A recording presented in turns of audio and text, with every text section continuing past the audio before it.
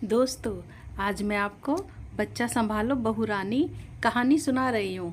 कौशल्या देवी अपने पोते सोनू को बाहर मोहल्ले में घुमा रही थी क्योंकि वो घर में बहुत ज़्यादा रो रहा था।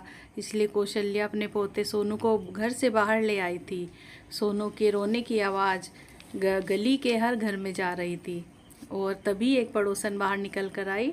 अरे बहन कौशल्या, ये आपका पोता सोनू इतना क्यों रो रहा है? अरे देखो, इसे कहीं भूख तो ना लग रही हो? कौशल्या: अरे नहीं नहीं, मैं घर से इसे दूध और सेरेलैक खिला के लाई हूँ। शायद इसे नींद आ रही हो, इसलिए चिड़चिड़ा होकर रो रहा होगा। अरे तो अपनी बहू से कहो ना, इसको सुला दे। शाम को ऐसे ही सब बच्चे चिड़चिड़े हो जाते हैं, पर फिर अपनी माँ की गोदी में जाकर ही चुप होते हैं। वो मेरी बहू मार्केट गई है ना, उसे कुछ काम था, इसलिए तो मैं सोनू को बाहर मोहल्ले में घुमाने ले आई। शायद बाहर घूम कर ही ये सो जाए। कौशल्या ने बड़ी देर तक सोनू को इधर से उधर घुमाया, पर सोनू सो ही नहीं रहा था। फिर वो उसको घर पर ले आई। सोनू तब भी लगातार रोए जा रहा था। अब तो कौशल्या दुखी हो गई। तभी कौशल्या का बेटा सागर वहाँ आ गया। कौशल्या ने सोनू को सागर को दे दिया कि शायद सागर ही सोनू को चुप करा दे। सागर: माँ, स्नेहा कहाँ गई है? कुछ बोल कर गई क्या आपसे? कौशल्या: हाँ, कह के तो गई थी कि मार्केट में कुछ काम है, पर इतनी देर हो गई अभी तक नहीं आई। तभी स्नेहा वहाँ आ जाती है। अरे वो मैं क्या करूँ, बाजार में इतना वक्त लग गया। अरे सागर, तुम्हारी गोद में तो सोनू सो गया। लाइए, इसे मुझे दे दीजिए, मैं अंदर बिस्तर पर सुला देती हूँ। सागर: आराम से सुलाना, वैसे ही इतनी देर तक रोता रहा। और हाँ, तुम इतनी देर तक क्या खरीद रही थी? पता है माँ कब से परेशान हो रही है, कब से सोनू को सुलाने और चुप कराने की कोशिश कर रही थी माँ।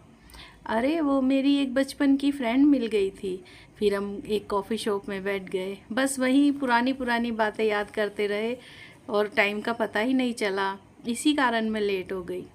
फिर स्नेहा सोनू को सुलाने के लिए अपने रूम में ले गई। पर ये एक दिन की बात नहीं थी, ये तो अक्सर होता था।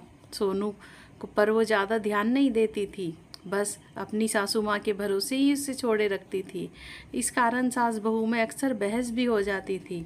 एक दिन कौशल्या: अरे बहू, तुम सोनू की देखभाल क्यों नहीं ठीक से करती हो? इसे छोड़कर तुम अपने ही कामों में उलझी रहती हो, अपने पे ही ध्यान देती हो, और आज सुबह से तुम इधर उधर टहल रही हो। अभी तक ना सोनू को नहलाया, ना ही इसकी मालिश करी। अरे नहलाने से पहले इसकी मालिश भी किया करो, उससे बच्चा स्वस्थ रहता है। चल, अब तो मैं ही इसको नहला देती हूँ, पर इस पहले इसकी मालिश करूँगी। अरे बहू, तुम क्यों नहीं देखभाल करती हो सोनू की? अरे बच्चा संभालना सीखो बहू, स्नेहा कहती है।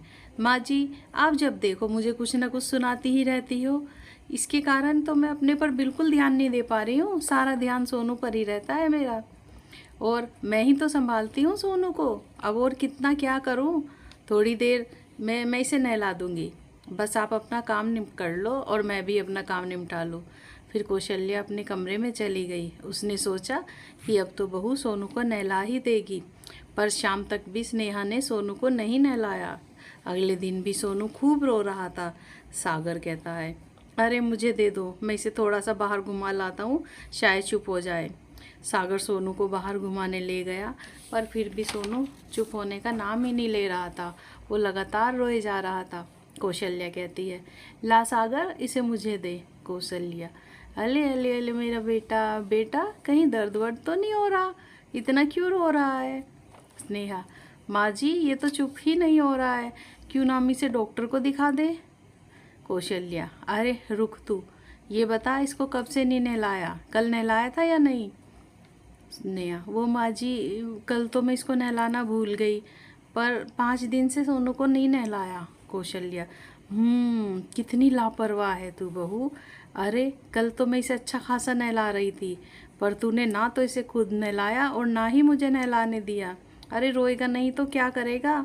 इस पे इतनी गंदगी जमा है, इसके डायपर हमेशा पहनाए रखती हो और बच्चा गीले में ही रहता है। अरे बच्चों को रोज़ नहलाया जाता है, इससे बच्चे हष्ट पुष्ट बनते हैं।